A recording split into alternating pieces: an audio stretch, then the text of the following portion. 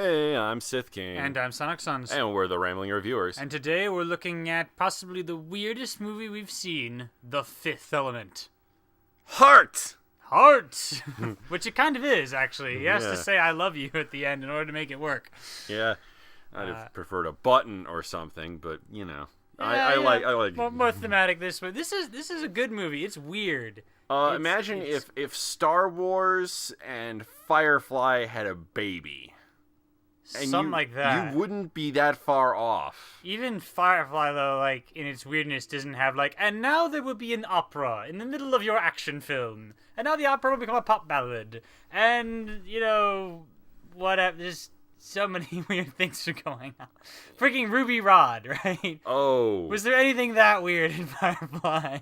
It takes, like, it feels like 10 minutes. I'm sure it was, like, 2 minutes. But it feels like 10 minutes of him just walking around and being all crazy pop star sort of thing. Okay, and you're if like, you ever saw... what is... Okay, the best way to describe him is, if you've ever seen Red Dwarf, imagine if Cat was exactly as obnoxious as he normally is, except that he's human. And he's super famous, and he has people following him around all the time. Yeah. He's constantly broadcasting. Imagine if someone had ADD and had a self-importance complex the size of a small moon. Yeah, that's no moon. It's a self-importance complex. It's too big to be a self-importance complex. All right. But anyway, so it starts out in the past, in Egypt, where a young boy exits his home at night as strange lights appear in the sky and a giant pyramid descends from on high. Different one. Where he's harvested to become the host being of Ra. Stargate. Okay, fine. Meanwhile, at a different pyramid. Meanwhile, in another movie. Yeah, so the movie actually starts like 1945 or so. No, I think it was 1915, wasn't it? Something like that. It was because they said war was coming, so I thought it was like First World War, if I recall. No, 1914 says Wikipedia. Look at us, we've got Wikipedia. But anyway, so this guy is excavating this temple thing in the middle of nowhere in Egypt. Yep. And I'm not gonna do it. I'm not gonna say it again. Go ahead. Okay. Yeah, but anyway, so. And things are going fine, and suddenly his guy decides, yeah, this guy needs to die, he's getting a little too close to the truth, and then aliens land outside, and imagine if Vogons looked really stupid and had power armor. That's these aliens. They're unbelievably fat, and they waddle everywhere, and yet they still look kind of cool. That's what I was gonna say, actually. They have a certain majesty about them, like, almost because they're not agile or whatever, like... You know, you think of them as 1,000-year-old or something. Yeah, we call them the aliens. We don't need to look cool by your standards or something. I don't know. And they activate the 5... Well, no, they don't activate it then. They said war is coming, and they're afraid that, I guess, the freaking Germans or somebody is going to go advance here. So they take the stones away, and they'll say, we'll be back in 300 years when evil comes, and we're going to take these magic stones... and bring them to you, along with the fifth element. Actually, they took away too. She was in the sarcophagus. Anyway, we're going to bring it all back just in time to save the world. Yeah, you know, we will be here when the evil comes. Nice job missing out on Hitler and the Holocaust there. You know, because that wasn't at all evil. Or Stalin's purges.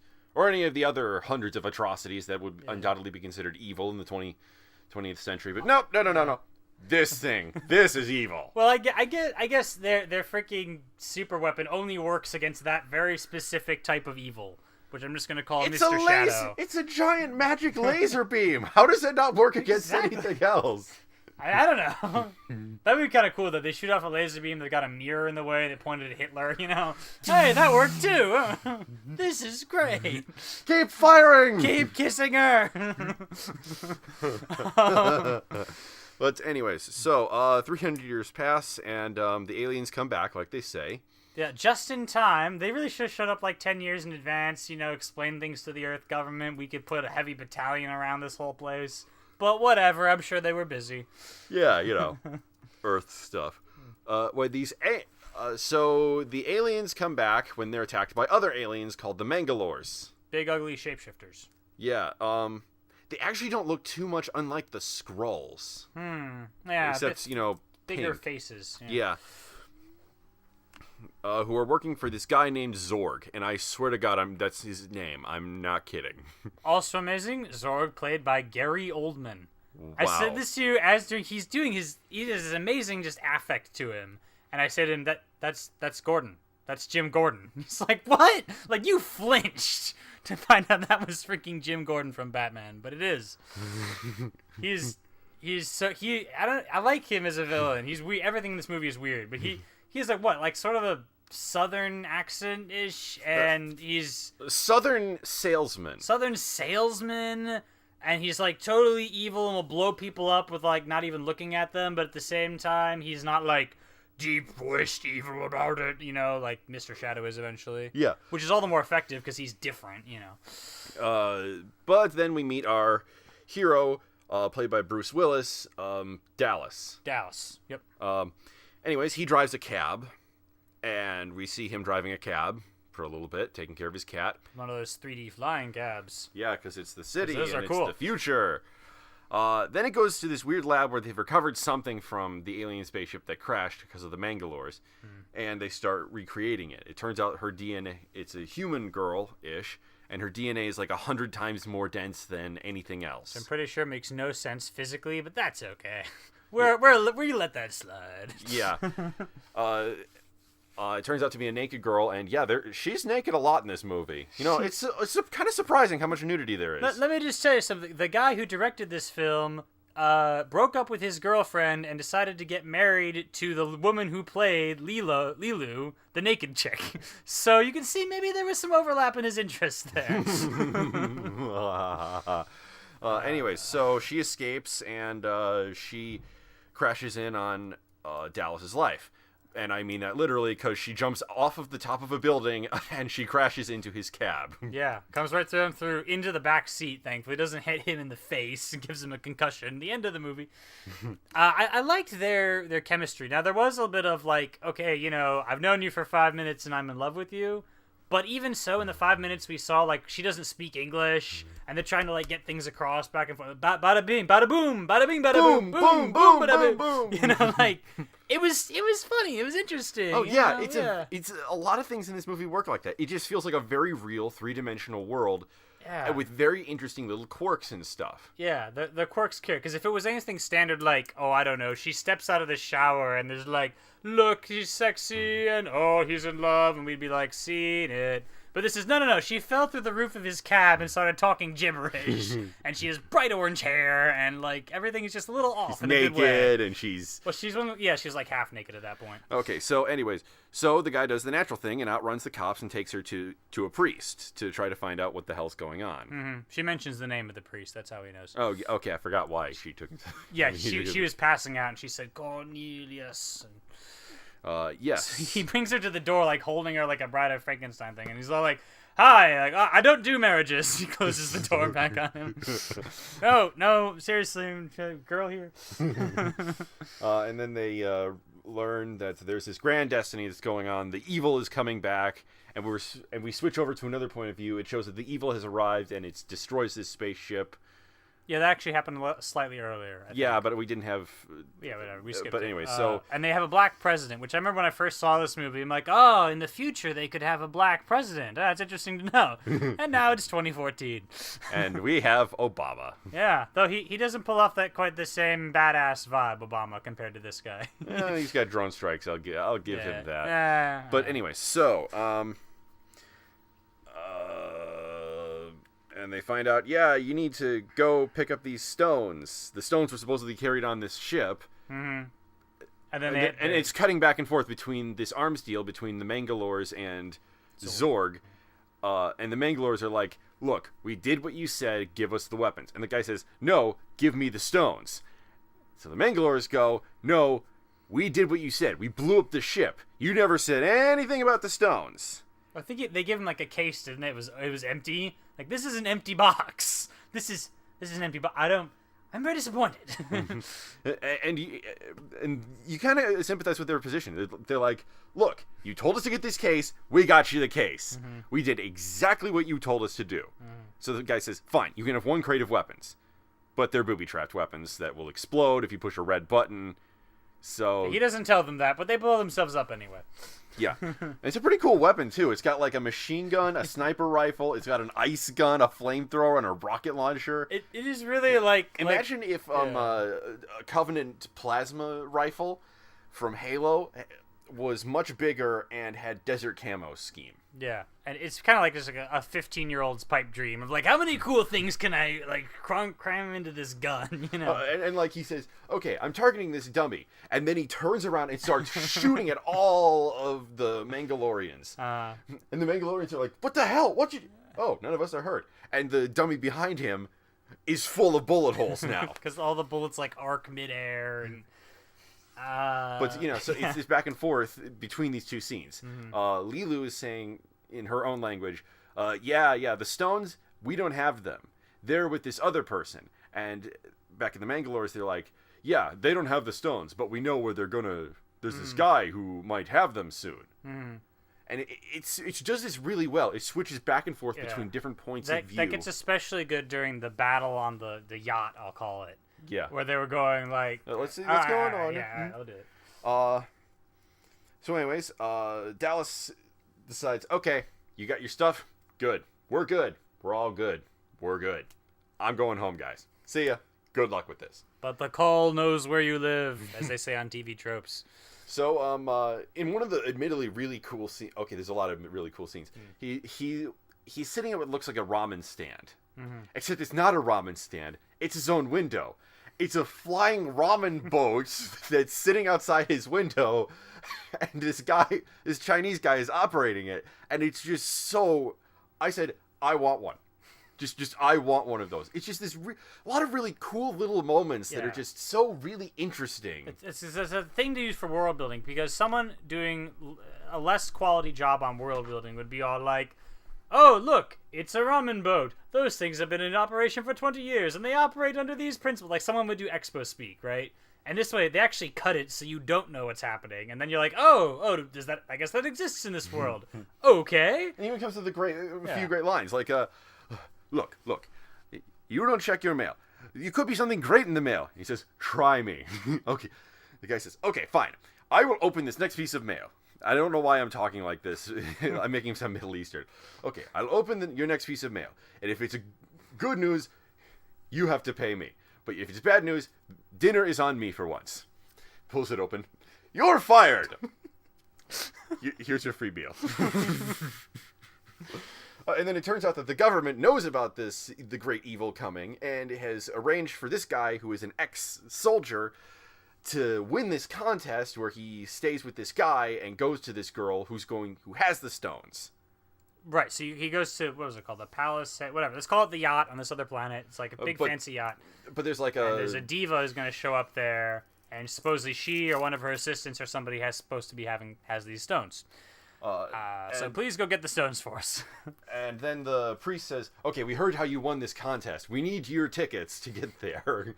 Once again, with the multiple sort of plot lines. You know, the military's here, Dallas is here, the priest is here, then the cops are here, and then he's got the military people stuffed into the fridge, literally in a fridge, and then he's got the girls in a different part of the...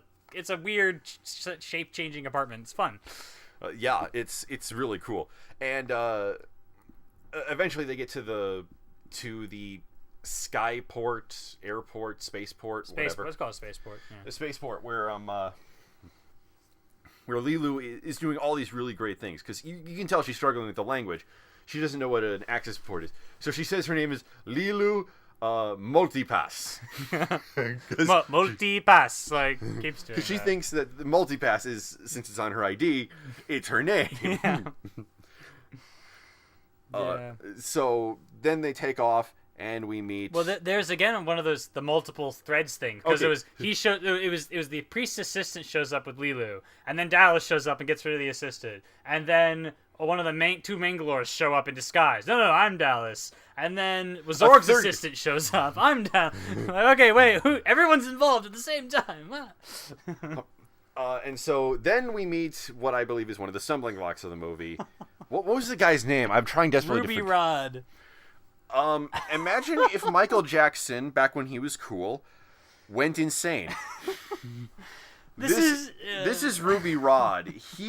And honestly, this is a guy that Lady Gaga saw as inspiration.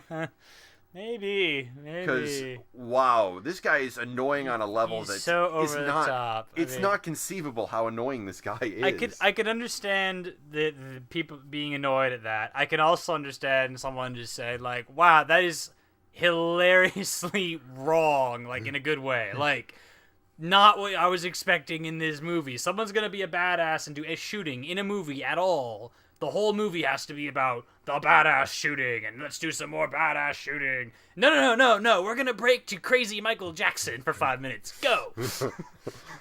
And he runs a radio show, and I can't understand a word he says. Honestly, I can't. It's pretty hard, yeah. He's constantly going on. And he's molesting the stewardesses. Yeah, that was my most disturbing scene for me with when they were taking off. Yeah, and the takeoff scene I think was pretty impressive, even with the fact that he was having sex with a waitress. Yeah. Stewardess. Sorry, I get those mixed up. They tied together all these different scenes really well.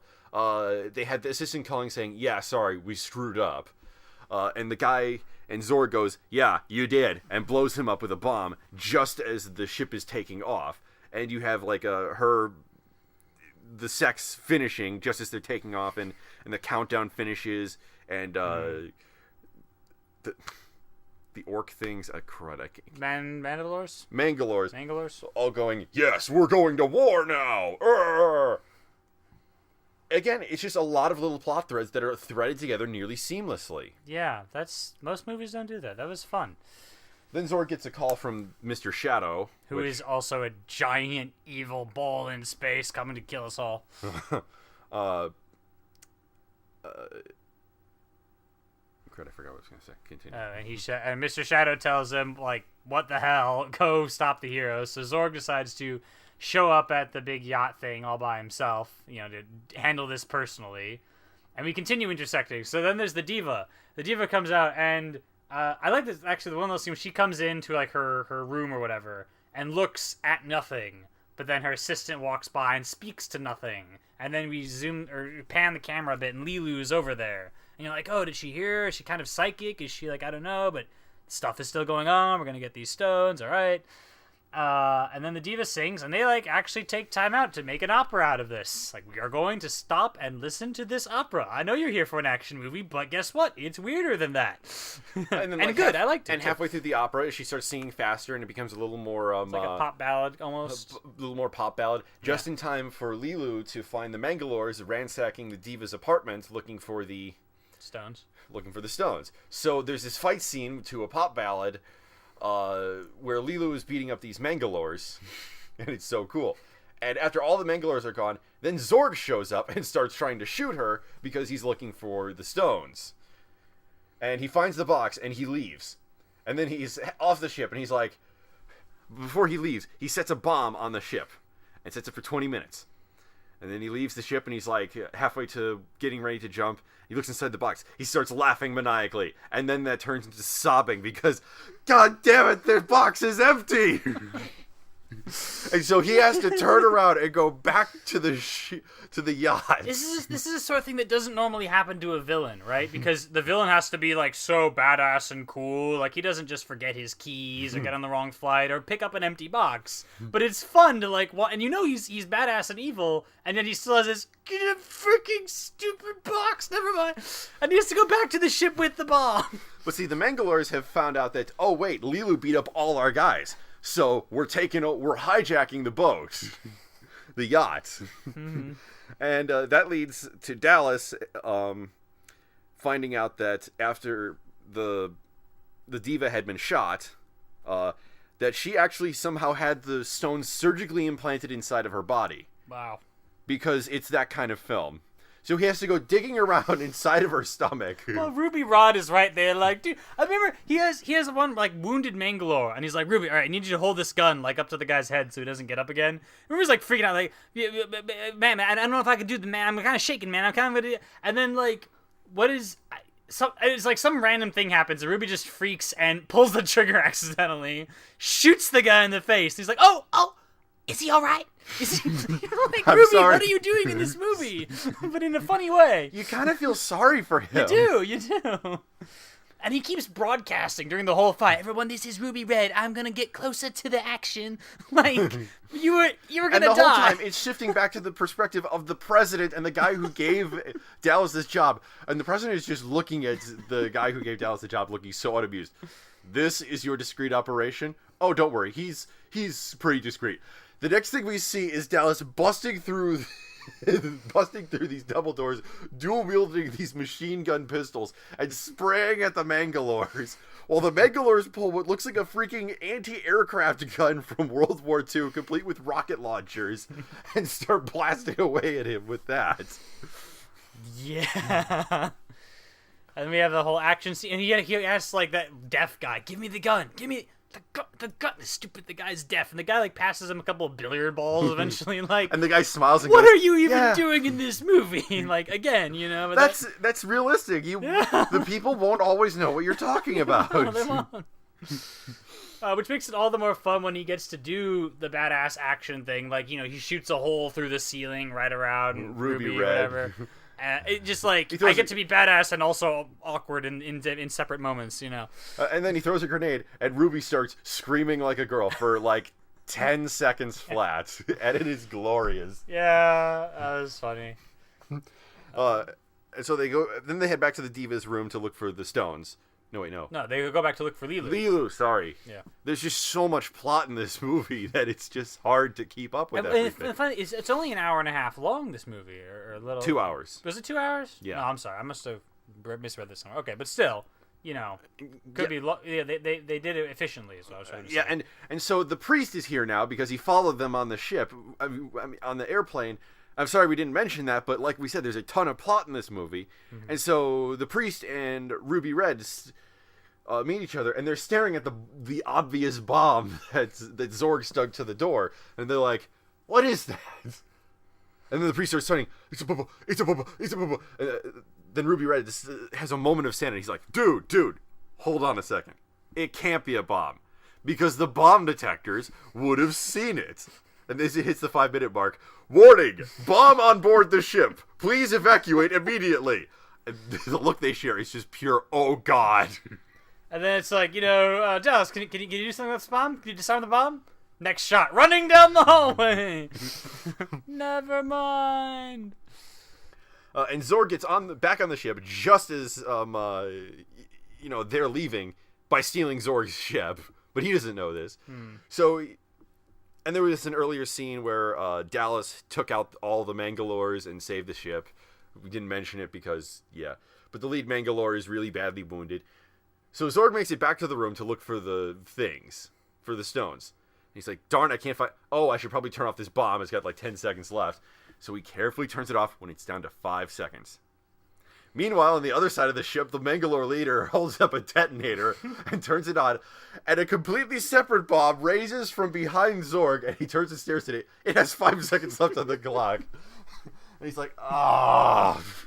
This is villain to villain combat. In a lot of other movies, if the villain were to kill off some guys like Zorg did to these Mangalores, that would be the end of the Mangalores for the rest of the movie, right? It's here to establish how awesome Zorg is. Now it's no. The Mangalores want revenge, and they will blow you up by the end of the movie. Like they're not just walking out of this.